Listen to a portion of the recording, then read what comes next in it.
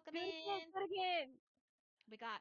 I think we got babies in the candy cushions. We're calling them candies, and parents in the bleachers. Wait, what? Aw. What? I think it tells you when you come in through the door, when the book door.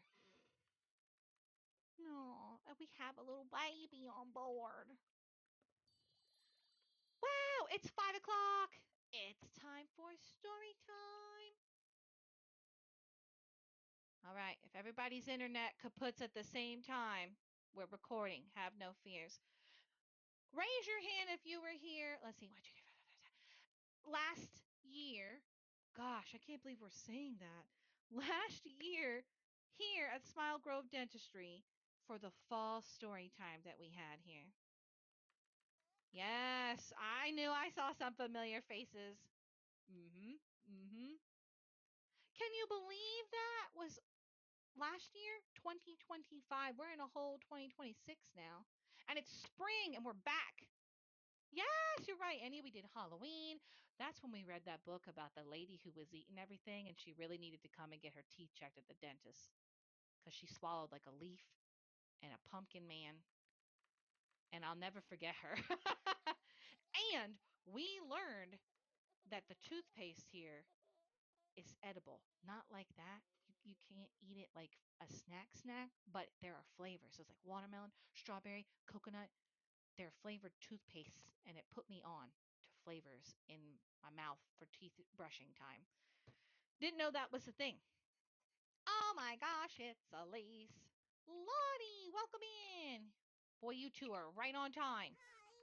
Papa squat on a squishy candy chair.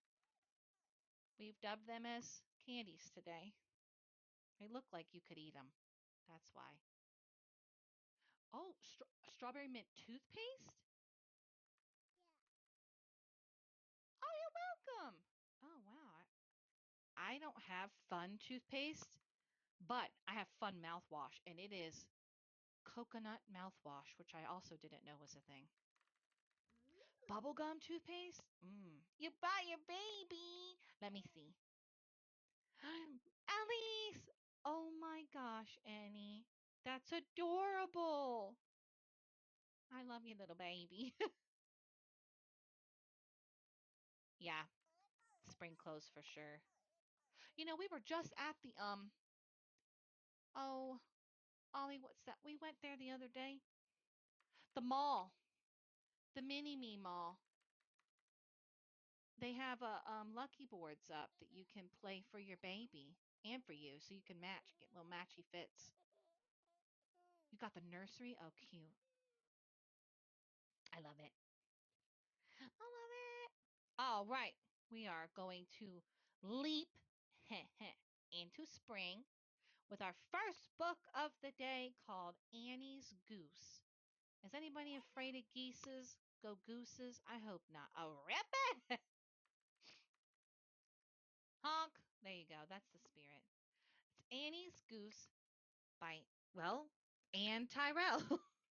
Maybe they wrote this book about themselves.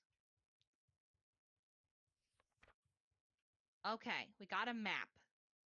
In the map, we have sheds, a house, another garden shed, back garden, front garden, an orchard, beehive, the pond, the swing set, and a veggie garden.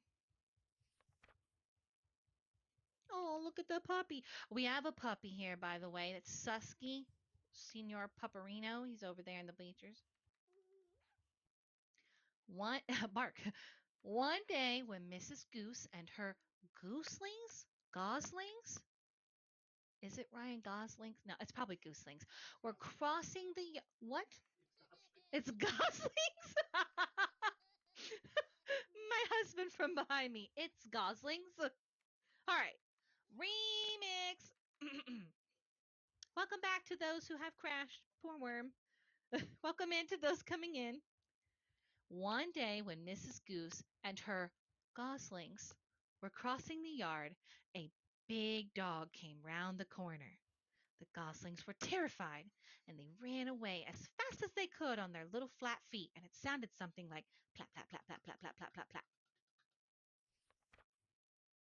The smallest, ittiest, bittiest of the goslings was so frightened that she ran into a heap of twine. She was so tangled up that the more she moved, the worse it became. Mrs. Goose flapped her wings and made a great deal of noise, but she couldn't do anything to help. Little Annie, the farmer's daughter, heard the noise and came to see what happened. Try and keep still, Annie told the gosling. She held its little legs gently and with one hand and untied the string with the other. The next day, all the goslings ran when Annie came towards them, except the smallest one. She stood quite still and quacked 3 times as if to say, "Thank you." Quack, quack, quack. Later that morning, the smallest gosling found Annie on the swing. The next day, she followed Annie to the vegetable garden to help pick peas. She even followed Annie back to the house. How friendly you are, said Annie. I think I'm going to call you Griselda. Yeah, that's magical. During the next month, Griselda followed Annie everywhere. Then she started pecking on the front door with her beak when Annie was inside. Peck, peck, peck, peck.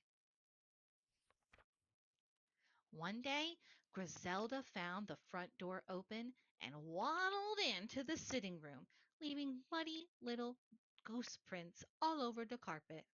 Shoo! Out you go, Griselda! Shouted Annie's mother. Griselda went out the front door and walked round the house and came straight in again at the back. This time she knocked a jug of milk onto the floor.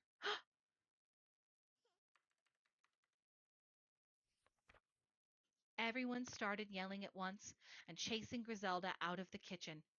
Poor Griselda knew she was in disgrace. She ran into the garden. The next morning, Annie opened the front door, expecting to find Griselda, but there was no sign of her. Annie looked in the garden. No Griselda. She looked by the pond. No Griselda. She even looked in the barn, and still no Griselda to be found. All day, Annie and her mother called and looked for Griselda. Annie was crying at this point when they went back to the house as it had gotten dark. She was certain that a fox had eaten her precious Griselda.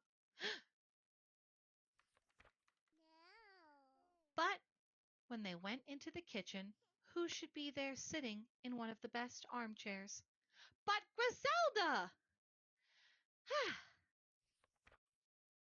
Griselda isn't allowed to live in the house. Instead, Annie's father built her a room of her own just outside the kitchen so that she can keep an eye on Annie all day long. After all, well, she is almost part of the family. The end of Annie's Goose. I love the illustrations. They are by Juliette Clark, another really pretty name. Has anybody met a Griselda before? I feel like that's a very magical name, and I don't think I've ever met anybody named that before. No. You know what that sounds like it's from? No. Oh, what's that Disney movie? Hunchback of Notre Dame. I feel like Griselda would be a perfect name for that time period of film. Esmeralda, maybe that's why. Yes, thank you, Com.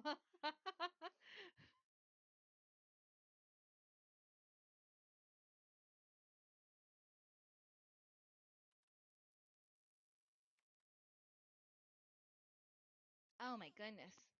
I got that. The sniffles, the spring pollen getting to me. Mm. Everything is all yellow. Oh my.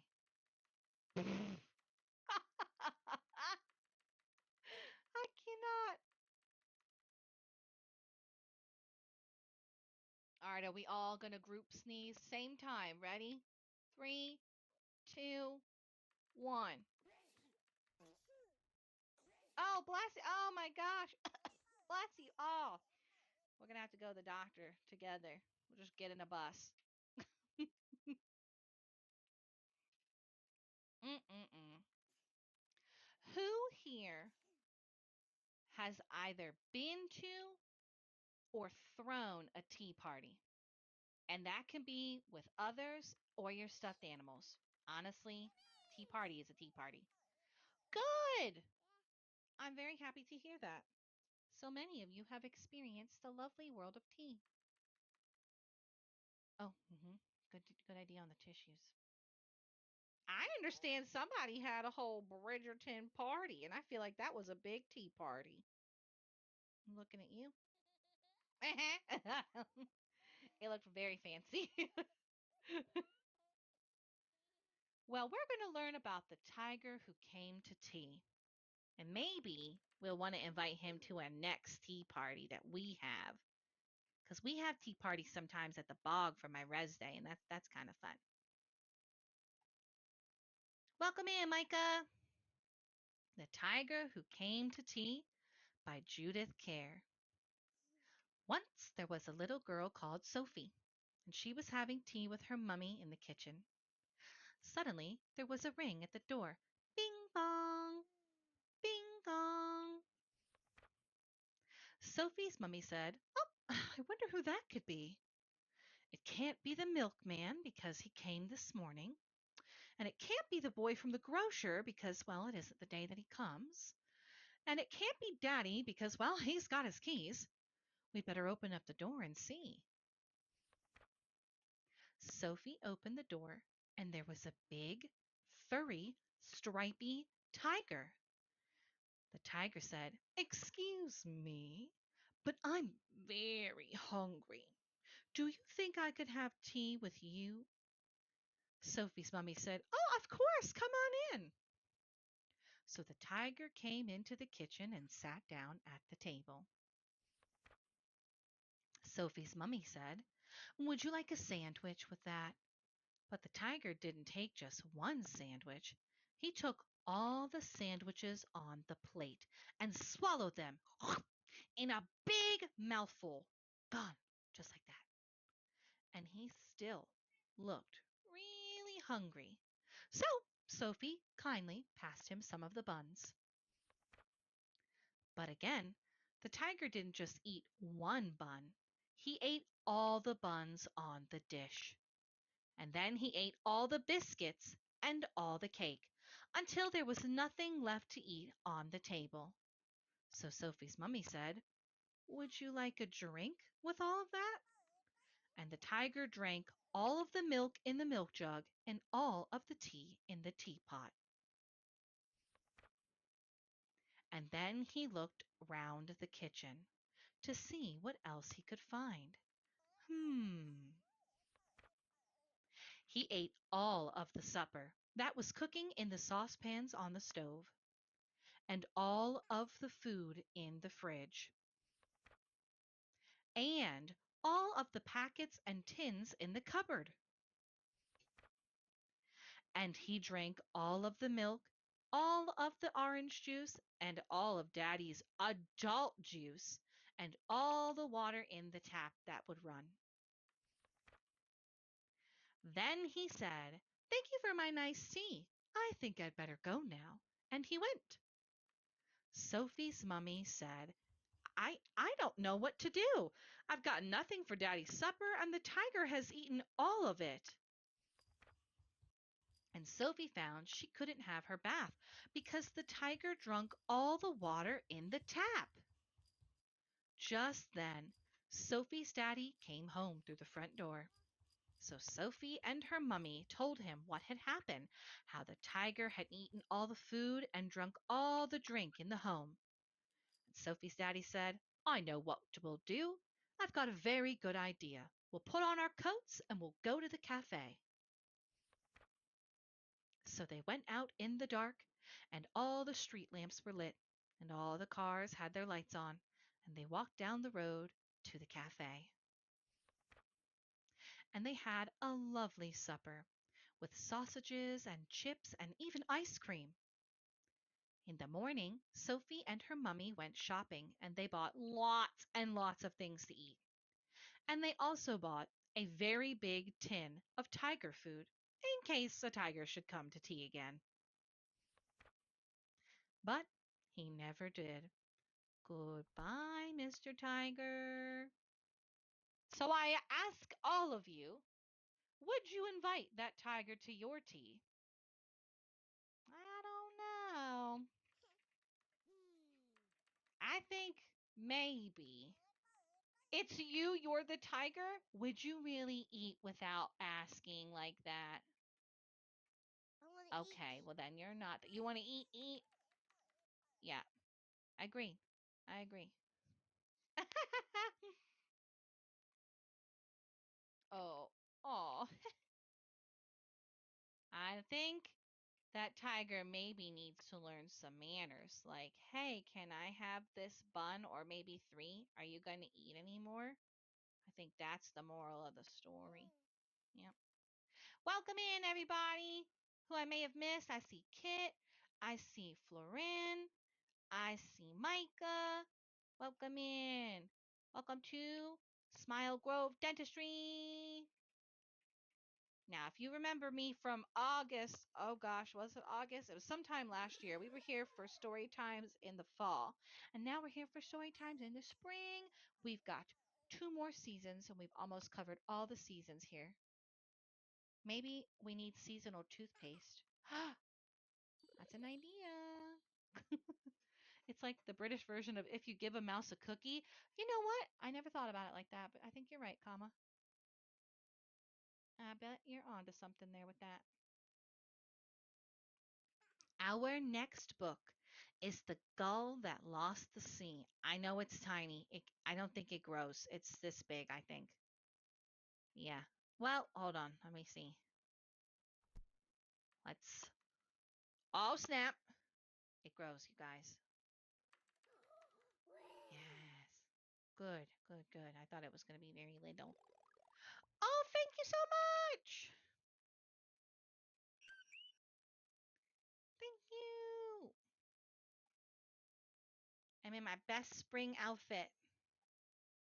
I feel like one of the flower petals floating around.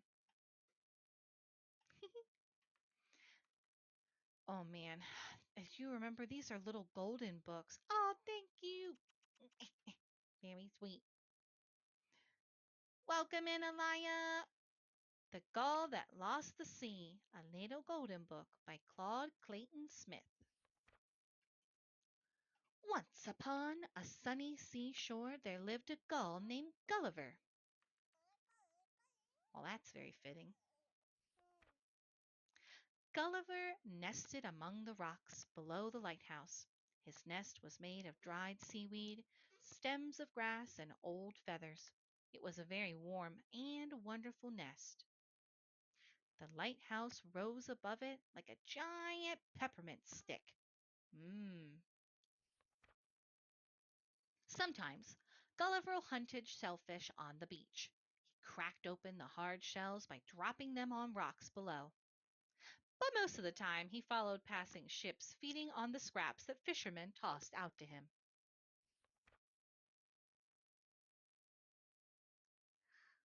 Oh, let me see here.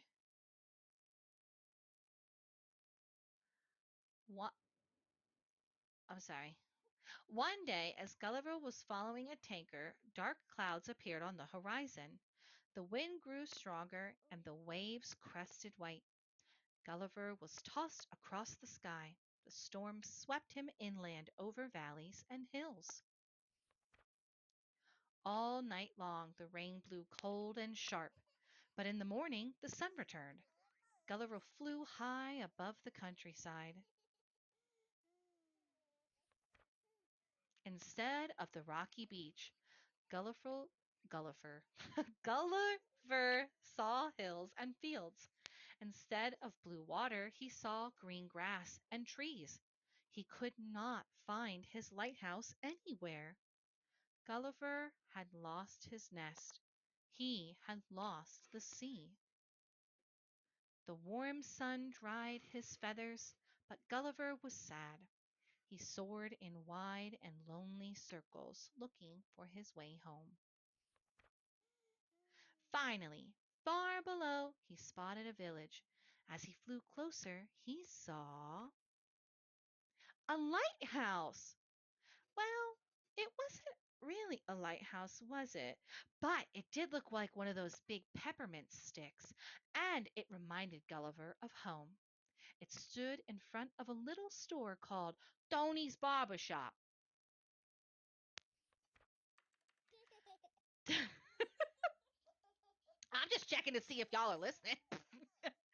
Tony looked out the window and saw Gulliver sitting on top of his barber pole.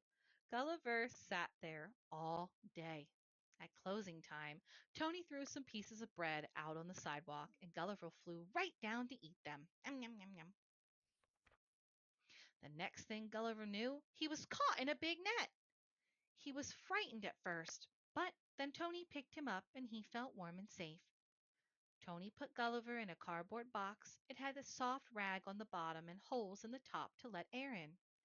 Gulliver decided he should settle down for a nice long nap. The next morning, Tony gave the box to the bus driver of the seashore bus. The bus traveled for a long time across the valleys and hills. At last it stopped, and the driver took the box outside. When the bus driver opened the lid, Gulliver flew up into the bright and sunny sky. And there it was, the rocky beach. And there was all the blue water. And there, right there, was the lighthouse, tall and proud above the waves. And in the rocks below, there was Gulliver's nest, snug and warm and waiting. Gulliver had found his home by the sea again. The end of the Gull that lost the sea.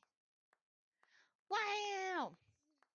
I couldn't imagine being a bird and being put in a box and then put on a bus and then showing back up wherever. But you know what? Now that I say this with my out loud words, I guess that's like being a toddler again. Like all of you little kiddos, you fall asleep somewhere and then when you wake up, you're in a crib. Or maybe you're in a car and you're at Target. Who knows? You're somewhere else.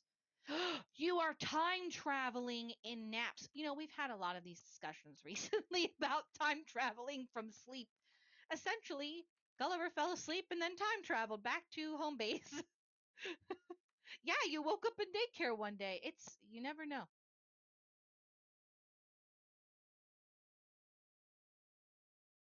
I love that. I want to time travel. I've recently been told that we adults can time travel too, but it looks a little bit different. Like nobody picks us up anymore and takes us somewhere. We time travel to skip time so we can get to dinner faster. And I feel like that's accurate. Yeah. My son in law said that. And it makes a lot of sense when you think about it.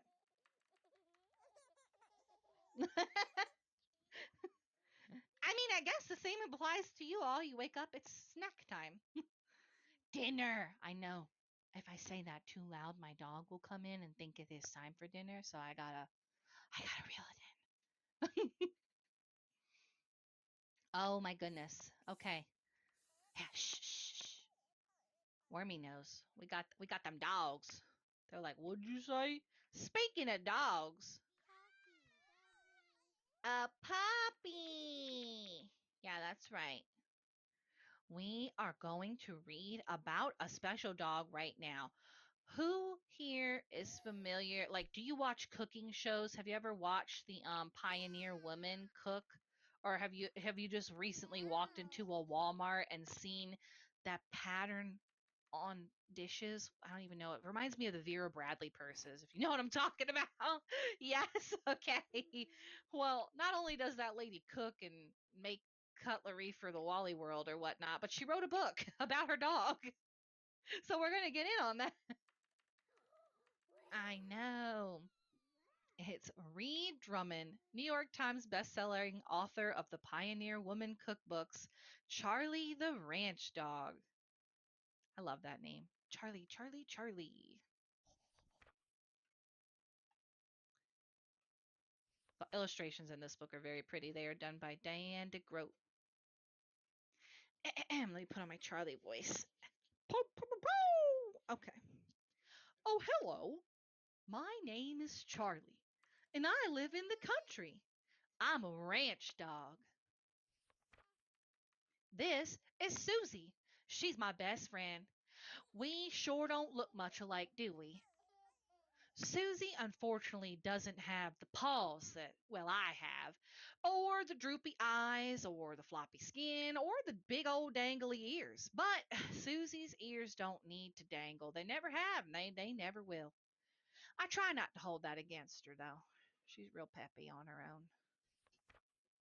But then again, Susie sure can run, and she can dig and jump. Boing! I've never been much of a jumper, really. I think it has something to do with my ears. Believe you me, I have tried. And I've tried. And well, I've tried again once when I was a pup, and I did try again recently as an older dog. The old legs, they don't work that way, I tell you what. But all that stuff doesn't really matter anyways, because tall or short, slow or fast, tall or short, slow or fast, tiny ears or floppy ears, there's plenty of work round here for both of us to do. The first thing we do every day is get out of bed real early, and I mean too early. I mean pitch dark black outside early. I mean, I'd better go wake up Susie because she's never been much of a morning dog, but me, I've always had the schedule down. It's like what's expected of me. Well, I guess she's a morning dog today. There's a first time for everything, I suppose. The next thing I have to do personally is chase Daisy the cow out of the yard. I want 1 second. She knows that she's not supposed to be in the yard, but some cows, they just don't listen no matter how many times you moo at them.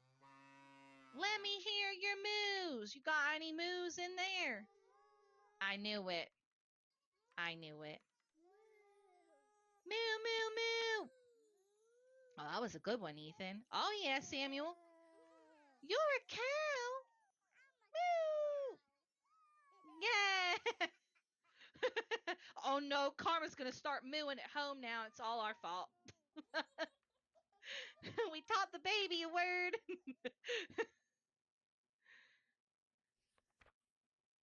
There we go. Uh-oh. Well, I guess I'll let Susie go on ahead and do it this time. I like to give her a chance to shine every now and then. It's the kind of dog I am. Yeah. Alrighty. Now that Daisy's under control, it's time for me to sniff out on the porch steps. Just a little. I'll do a little sniff in there. I gotta keep all the critters out. You don't even understand. Sniffing the porch steps is hard work, I tell you. Up and down, left and right, diagonal, vertical, maybe even upside down if I roll on my back sometimes. But then my ears get real heavy. It's a thing. Yep, I'll clear down in this corner. It's a good thing I'm here to keep these critters away. Sniffing. It saves the day. After the porch steps are good and sniffed, I like to stop and have me my breakfast. I can't be expected to do all this kind of work on such an empty stomach. Breakfast is my life. It's a little bit of kibble, and the way you got to do it, top it with bacon, I tell you. Now that I'm full up, after breakfast, I usually go help Mama in her vegetable garden. Mama loves her garden, I tell you. I don't really understand all the fuss about the plants and whatnot. I mean, I prefer the bacon garden myself, if there was such a thing. But I'll go ahead and lend me a hand anyway.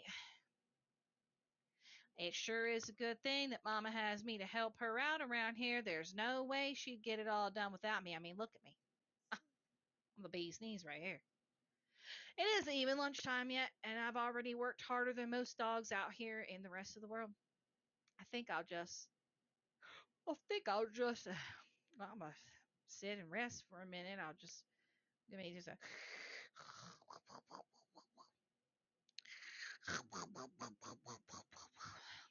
huh? What? What I miss? You say something? Oh, I must accidentally close my eyes for a few seconds. Excuse me. I better get on back to work. Work, after all, well, it's what I do best. I have cattle to round up and many offenses to fix, fish to catch, and I'm known for my expert fishing skills. See this fish? It's got several legs. It's a different kind of fish, I tell you. I think it goes Ribbit to the limit. Ribbit? A little green frogfish. Let me hear your ribbits. I know you got some frog sounds in there. Come on. A rabbit? Come on, let me get a ribbit to the limit. Ribbit! Making up a song about Frog-a-line. There you go. Yeah. Making up a song about Frog-a-line. She's a very cute frog and she's really kind. She's a soggy little froggy reading stories in her bog for your friends and mine. Thank you for coming with me. Eventually, we make our way on back to the house, and Susie's ready to eat lunch by then. I usually go ahead and eat too. I wouldn't want Susie to have to dine alone or whatnot. And after lunch, she likes to lay down and take her little afternoon nap. I usually go ahead and lie down too. I wouldn't want her to have to nap, you know, by herself and whatnot. Huh? What'd I miss? Oh, brother. Must have accidentally closed my eyes again for just a few seconds. I swear that keeps happening to me today. Hello? Where'd everybody go? The horses aren't in here. I don't see them out in the pasture. Where's Susie at? I'm gonna check out here. Maybe by the pond. Maybe by the hat. Huh. Rats. Well, I guess they all went back to work without me. Nothing else to do but take another nap, I guess. And that's on time skipping. Wait, what? What's that? Methinks I hear a sound of approaching beasts. Huh, I'm on guard. I'm on edge. Daisy! No! Oh no, Daisy's eating all the beets. Ow! Woo, woo, woo, woo, woo, woo! Yeah, I'm scaring them off. Whew, me, that was a close call. It sure is a good thing I decided to stay home because there's no telling what would have happened if I hadn't have been right here taking my nap. Now, if you'll excuse me, I think I'll sit down and rest for a minute. I have had a long, hard day of work, and I just hope Susie remembers to wake me up in time for dinner. The end of Charlie the Ranch Dog. And there's even a recipe for the Pioneer Woman and Charlie the Dog's favorite lasagna. Lasagna in the back of the book. Would you look at that? What we got here? You want to eat it? We got ground beef, garlic, tomatoes, parsley, basil leaves, salt, cottage cheese, eggies beaten, parmigiano reggiano, parsley, mozzarella. That sounds really good. I don't know about you. I haven't made a homemade lasagna in a long time. You just get the Stouffer's and stuff it in the freezer one. Just as good, I think. Ooh, welcome in, Vivian. Yeah, it's hard to make a dish. You got that right. Stouffer's is yummy though. If you need a pinch lasagna, you got it right there. I love Charlie. What a great pupperoni. Ooh, Gouda cheese? Oh my gosh. Okay, on that, Elise, you just, we just, if you have a Publix grocery store near you, I'm about to put you on. In the little deli section, right in the front, they have a Gouda macaroni and cheese. Hot dog! That thing is stellar. You just go and pick you up a little Chinese food container of one. It's delightful. Gouda macaroni? Didn't even know you could do that. I thought it was just a cheddar thing. Hello, Dakota. It's so good. Oh, I'm telling you, it's good. Now I can't have it anymore, so you all have to have it for me. They do chicken tendies, potato wedges, other goodies from the hot bar. Gouda solves all cheesy meals. Okay, so on that note with the cheese, what's everybody's favorite cheese? Because I loved a good Munster and provolone, and then I got into Gouda a lot. I've never had a brie, and I have regrets about that. Yep, I have some regrets. Mozzarella, we got a cheddar, a smoked Gouda, yes. Ooh, feta. Now you're speaking my salad language. Yes. Brie is too strong. See, yeah. There's all those videos right now on like Instagram and TikTok. You're very little, I know this, but like if you had a little kid's cell phone, you would see these videos where they're saying that if you go to Trader Joe's right now, you can get a lemon cheese that is very soft and triangular shaped. And apparently, everybody's saying it's just like cheesecake, but it's in the cheese section. And it's lemon flavored. Pepper jack is your jam. We got a Swiss Chipotle Gouda. Oh my gosh, that's fancy. We need a charcuterie board. Our charcut meats and cheeses. We need the meats like Arby's.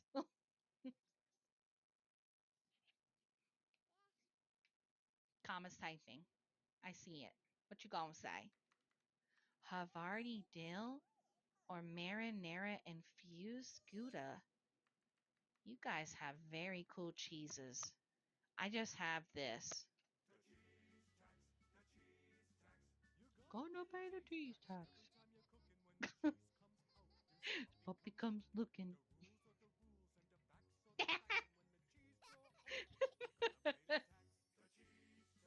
We went on this train ride. It's on a place on mainland, and there's a train ride, and we go and visit the cheese man there.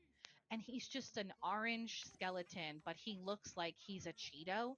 And we call him the cheese man, and we will play him the song when we yeah, we went. Yeah, we did. We did a field trip there when we were at the bog. He is a little scary. Yeah, you're right, Annie. But collectible stamps.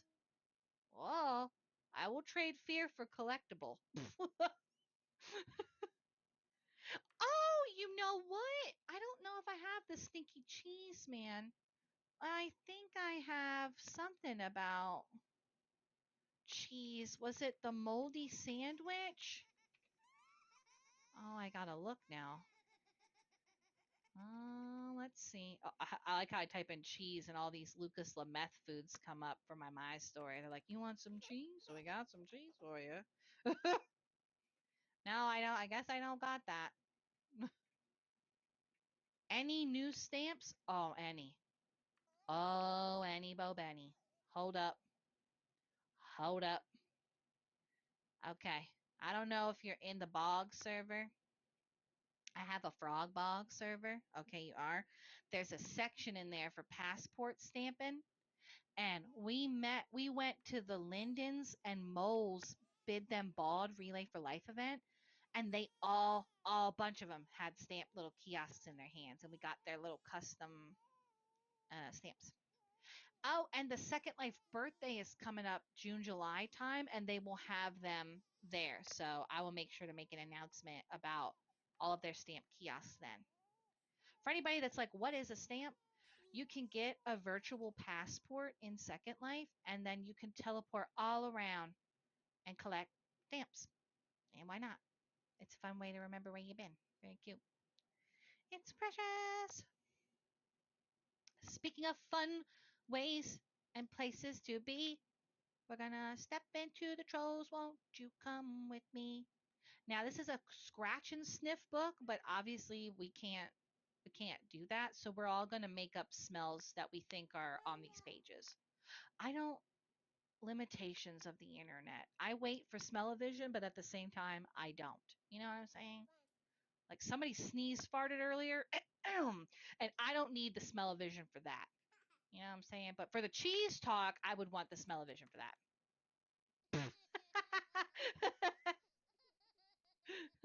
I don't know who that was either, Ollie. I couldn't tell you.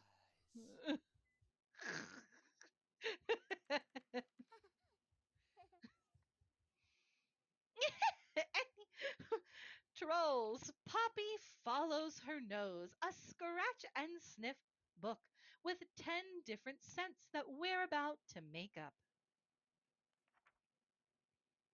Ah, yes.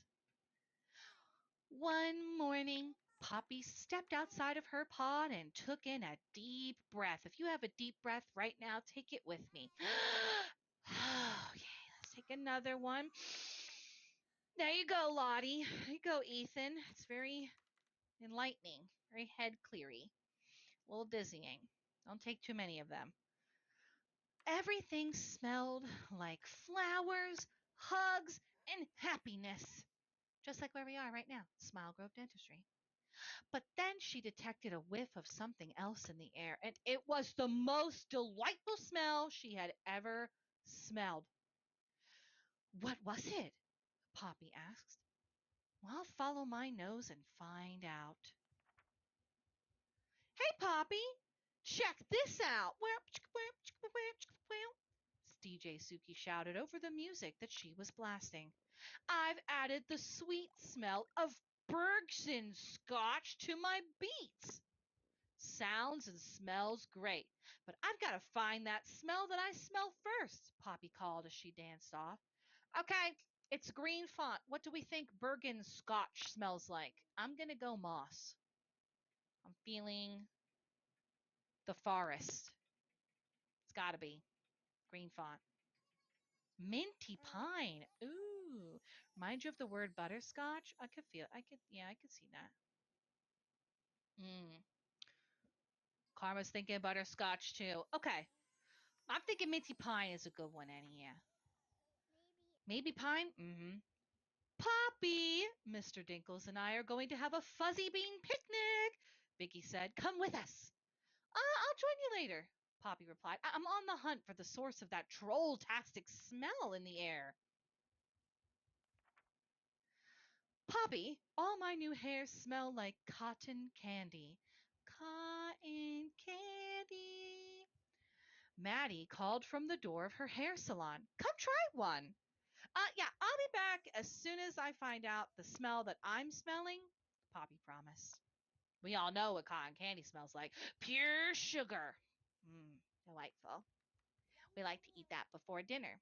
And then if you eat too much, you gotta come here. Get your teeth brushed. But we've learned teeth brushings can have fun flavors, so I bet there's a cotton candy toothpaste here. I'm betting you. I'm betting. 10 eyeball blinks says I'm right. Mm-hmm. Poppy, come taste my lollipop creation, Bridget said, stopping by Troll Village for a visit. It is my absolute favorite vegetable in the world. Candy corn. Yeah. That smells really tasty, Poppy said. But I've got to find where the other smell that I'm still smelling is coming from. Kama hit us with the facts. What are the four main food groups? We have candy corn, candy cane, candy syrup, and sugar? Question mark? Candy corn, syrup, and sugar. Okay. Okay. Hamburger. On that. On that. Hold on, Ethan. Thank you, Ollie. Mm-hmm. Mm, mm. Drop the mic, baby bean. Poppy, cried Satin. Smell my new It's Laffodil perfume. Oh, wow. Now try my perfume, Poppy, Satin's twin Chanelli said. It's Hug Lily. Oh, wow, they're both divine, Poppy told them. But I have to keep following the smell that I smell, or I'm going to lose it. I'll tell you, I'll be back. Poppy, take a bite of glitter cupcake, called Diamond, the glitter guy. It's like a cupcake, but it sparkles in your mouth. Yeah, think like eating glitter, but it's like edible. Isn't it great? Smells so good enough to eat. Yummy, Poppy said. But I've just gotta, I've gotta go find that the smell that I'm smelling. You have fun with your glitter cake. Poppy, help me carry this trollberry juice. It is said just like that. You have to roll the R. Do it with me. Trollberry juice. You got it. Branch said. Our friend King Gristle asked me to bring it to the clearing. Oh, I love trollberry juice, Poppy said. And that is the smell that I've been smelling. Well, I mean, it's close. It's close. Trollberry juice gotta be like pomegranate or maybe a raspberry. Think of a dark berry. Mm. Pizza! Poppy cheered. Surprise, Poppy! King Gristle said. I brought your favorite new snack from Bergentown for you and all my troll friends. Yummy! Poppy said as she took a big sniff of the big cheese pizza slice and then an even bigger bite. Yum, yum, yum, yum. The end of the trolls, Poppy following her nose, and it was pizza. Oh, I did not foresee that one coming. Pizza needs a pepperoni? Mmm. Okay, now tell me your favorite pizzas because I know some people out here eat like the pizza with the Alfredo sauce and the chicken, a little bit of bacon.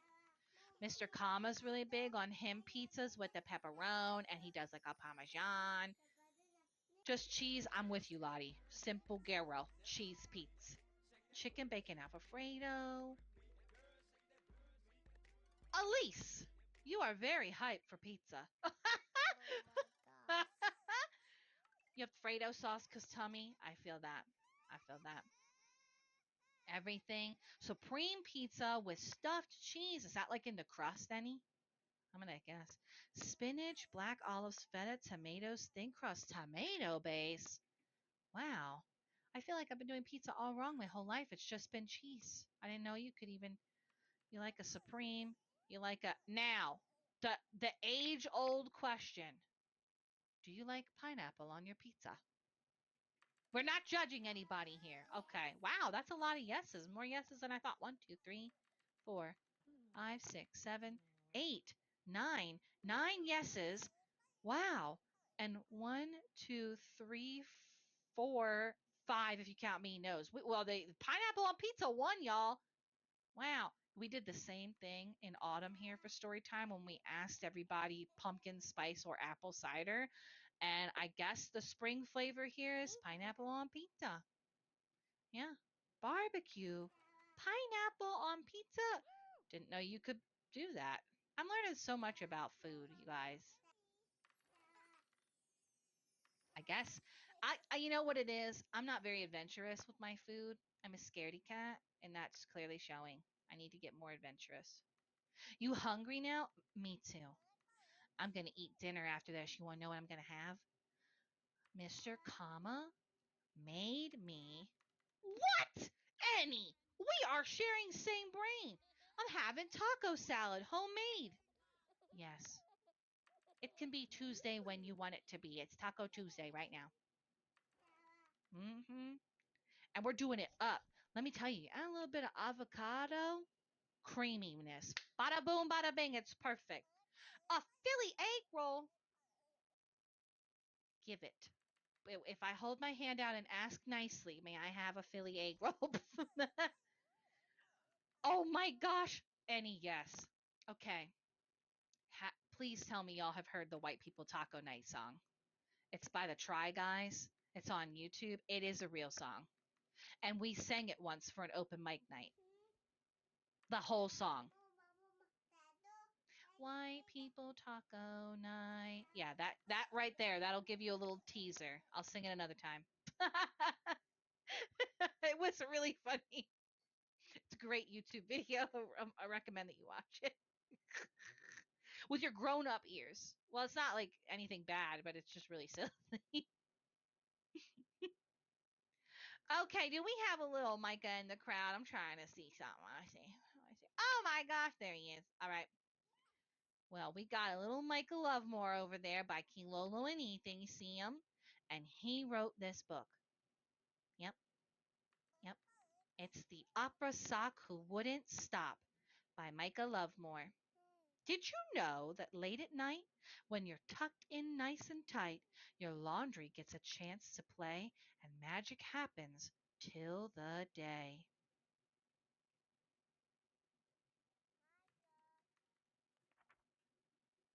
It is exactly why they wind up on the floor, Annie.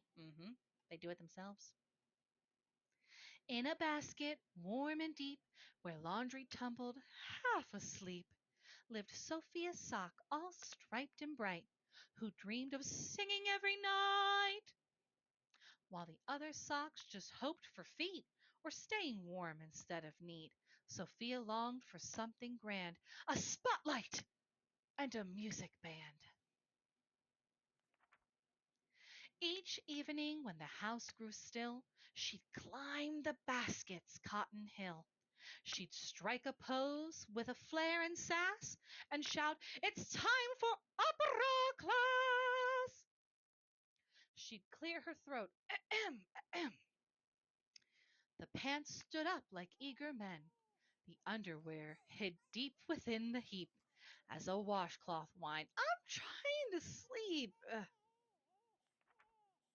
Then Sophia sang with all her might. Her voice soared left and then looped right. It bounced off bottles bold and proud, a sock-sized song, enormously loud. La, la, la. She sang so high. The lint roller round the jeans said, "My!" A crumpled tea began to grin as all the laundry rumbled and tumbled in. One morning, as her notes still rang, the humans heard the tune she sang. The kid leaned in and whispered, "Hey, the laundry's singing opera today." Now every night, without delay, Sophia puts on her display. From laundry basket, drawer, or bed, she sings with joy in every thread. She's not just warm or soft or clean. She's Sophia's sock, the opera queen. And if you really listen late at night, you'll hear her voice take gentle flight. La, la, la. A tiny star, a sock who dreamed and reached so far. The end of The Opera Sock Who Just Wouldn't Stop by Micah Luvmore. And if you liked this book and you want to have it at home or you want to check out any other of Micah's works, you can do that because guess what? Micah just got a main store at Nuggets. Yep, on the Nugget Sim. So you already know how to get to Nuggies. Well, now you can find Micah's store right there. Right. I like this. It's very colorful. And I get to sing a little bit, and that's fun too. Yeah. Yeah, beautiful. It's true. Oh my gosh. We got one more book. I can't believe the hours zip by like this. We're closer to tacos any more now than we've ever been before.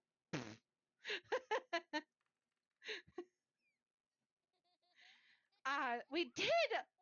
You're right. Oniko, we time traveled. We didn't even know it. And that's the magic of story time. Our last book is Bambi and the Butterfly, illustrated by Robin Cuddy, but it is another little golden book. One morning, Thumper hopped into Bambi's thicket home. "Hi, Bambi," he said. "You want to go down to the stream and play?" "May I?" Bambi asked his mother. "Yes, Bambi, but be careful in the forest," his mother said. On the way, Bambi and Thumper saw Flower and the skunk. "Would you like to come to the stream?" asked Bambi. No, no, thank you," said Flower. "I'm really sleepy. Anyways, it looks like it's going to rain." Bambi and Thumper saw some opossums hanging upside down by their tails. "Hello, opossums," said Bambi. "Hello," said the opossums. Bambi ran ahead and poked his nose in the bush. He was looking for sweet berries, but he found something else instead. "What are you looking at?" asked Thumper. I don't know," said Bambi. "Come over here and see this." Thumper poked his nose to the bush too. "I see a chrysalis," he said. "Soon a butterfly will come out, but we don't really know when that'll be, so let's keep on going." Yeah. On their way to the stream, they saw Owl flying overhead. Hello, Owl. Where are you going? Called Bambi. Home to my nest, Owl called back. See you tomorrow. When they got to the stream, Bambi and Thumper said hello to the ducks and to the big green frog who went plop splash right into the water. That's my cousin Timmy. He's a little shy. When they said hello to a raccoon who was washing his food in the water. Looks like he's got some juicy tomatoes. Bambi leapt across the stream. Ha! That was a good jump, Bambi, said Thumper. Bambi jumped back again. Suddenly, the sky grew darker and rain started to fall, and everyone in the forest ran for cover. Little mice, chipmunks, uh, I think that's a squirrel and a raccoon, and then Thumper and Bambi. And it rained. Oh boy, did it rain. When the storm ended, Bambi asked Thumper, "Oh, do you think that chrysalis is all right?" "Oh, let's hurry back and take a look," Thumper said. Thumper was the first to look into the bush. "Bambi, quick, come here," he called. Bambi poked his nose in the bush. "Hello, butterfly," he said. And the end of Bambi the Butterfly. The end.